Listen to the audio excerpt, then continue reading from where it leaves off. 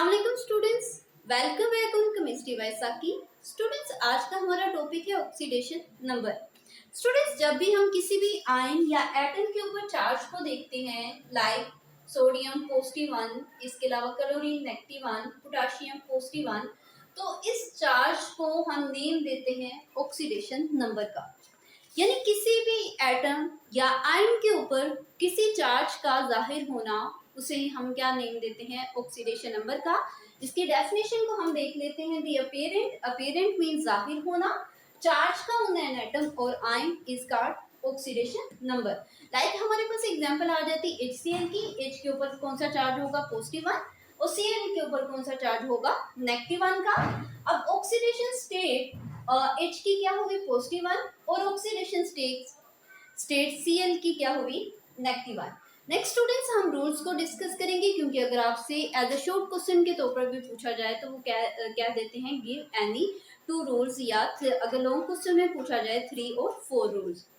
तो स्टूडेंट, सबसे पहले रूल्स को अगर हम देखें तो कोई भी एलिमेंट जो कि फ्री स्टेट में पाया जाए उसका किसी दूसरे के साथ रिएक्ट नहीं, लाइक हमारे इन्वायरमेंट के अंदर ऑक्सीजन, हाइड्रोजन, इसके अलावा फर्दर गैसेस भी प्रेजेंट होती हैं।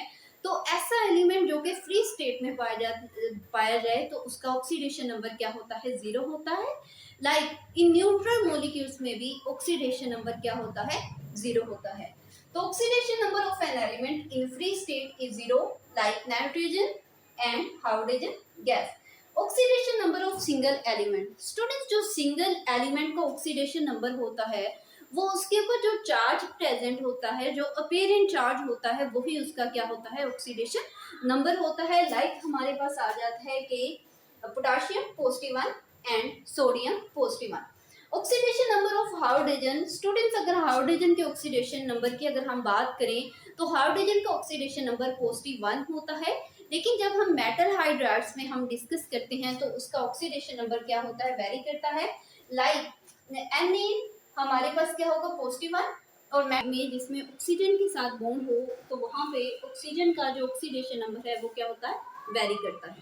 फ्रेंड्स, ये था आज का हमारा लेक्चर, जिसमें हमने ऑक्सीडेशन नंबर की डेफिनेशन, एग्जांपल और कुछ रूल्स को डिस्कस किया। कल हम बैलेंस करना देखेंगे, बैलेंस करना सीखेंगे कि किसी भी इक्वेशन को, रिडॉक्स रिएक्शन की इक्वेशन को हम किस तरह से बैलेंस कर सकते हैं। तो स्टूडेंट्स, मिलते हैं नेक्स्ट लेक्चर में, तब तक के लिए अल्लाह हाफिज।